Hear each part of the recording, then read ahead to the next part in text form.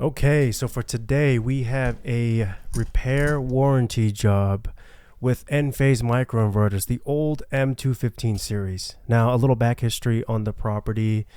The system has been installed for 12 years with an electrical company that is not in business anymore. It is a single-story property, 32 panels, no-name panels, 32 microinverters, M215 series. Now, the homeowner noticed that 8 of the microinverters weren't working, so he ended up giving us a call. Now, we were able to go out there and warranty 7 of the 8 right away. But on that last microinverter, Enphase wanted us to perform a DC lead swap and prove that it's a microinverter. So DC lead swap usually means that they want you to plug in a solar panel that's working into the microinverter and test it out and call customer service, and they want you to do the whole 9 yards. But what we did was we actually just pulled the panels up, checked it with the meter, checked the amp, checked the volts, multiply it, you get your wattage, okay? And then after that, you go and test a working panel. Take it up, test the volts and the amps, and then you get your wattage. And if the number is similar, then it's not the solar panel, it is a microinverter. So let me show you what we did right here, just for a photo example. So the panel in question is this middle panel right here. And all we did was we lifted it up and we checked the volts right here, 33 volts.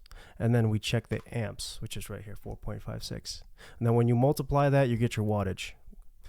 So to compare this, we use the top left panel right here, okay? We lifted it up, we checked the amps, 5.09, and then we checked the volts, 32.8.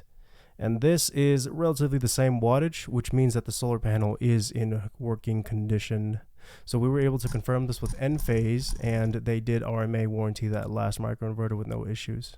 So we did end up having to come back. We did do a whole truck roll just for one microinverter because we did the 7 before that. But, we're just doing that to make sure that homeowner's happy, and we're honoring our word with fixing all 8 microinverters. So now everything's up and operational. All the serial numbers were changed on the Enlighten app, and everything looks all good. Okay, so before replacing a microinverter, make sure that your system is off. Make sure that the ladder's secured so you don't, so the wind doesn't blow it down when you and your buddies on the roof. Then you need to scream to the homeowner to put it back up. That's why ladder straps exist.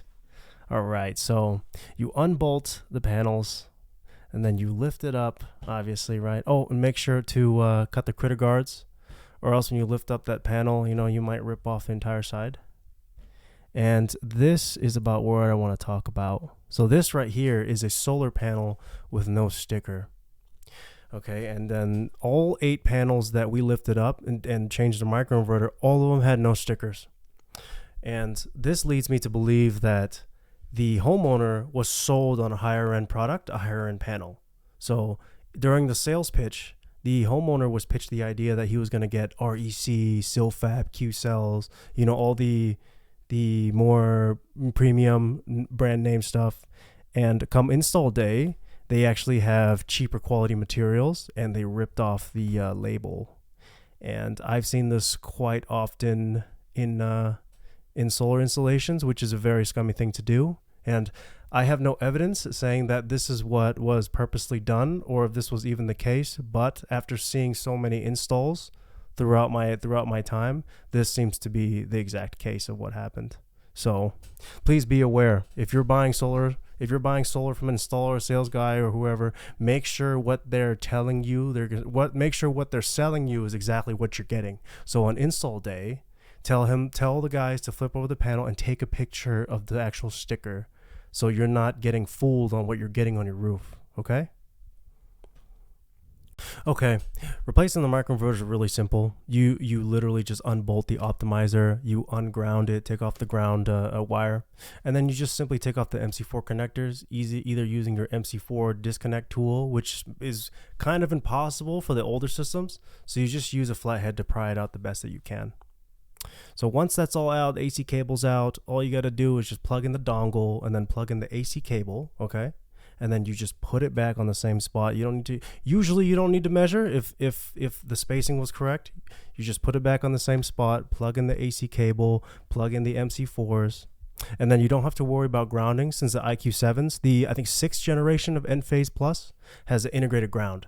So don't need to worry about the grounding. Just make sure you tuck the grounding wire for the other old inverters. Okay, and then you tuck in all the wiring, make sure there's nothing hanging, and that's about it. Once everything is connected, panels are placed back down, clamped down, critter guards put back, turn on the system, and wait for everything to reset. So if the microinverters don't actually show up in your Enlighten Manager, then you have to input the new serial numbers in. So what you do is you have to go in and retire the old inverters serial numbers, and then you have to manually click assign on the new ones on the Enlighten Manager. Okay, and then maybe I'll have a video on how to do this later. But if you need help setting up the new serial numbers, go ahead and call Enphase customer support. They can walk you through it real quick. Okay, and usually once this is done, it usually takes a day to update. So the next day when the sun's up and then everything is blue like this, then the homeowner is very happy that his 12-year-old system is up and running like a new system, generating you all those nice credits. So this is Corey with Panda Solar, the #1 solar installer here in Las Vegas. Thanks for watching, and we'll see you next time. Bye.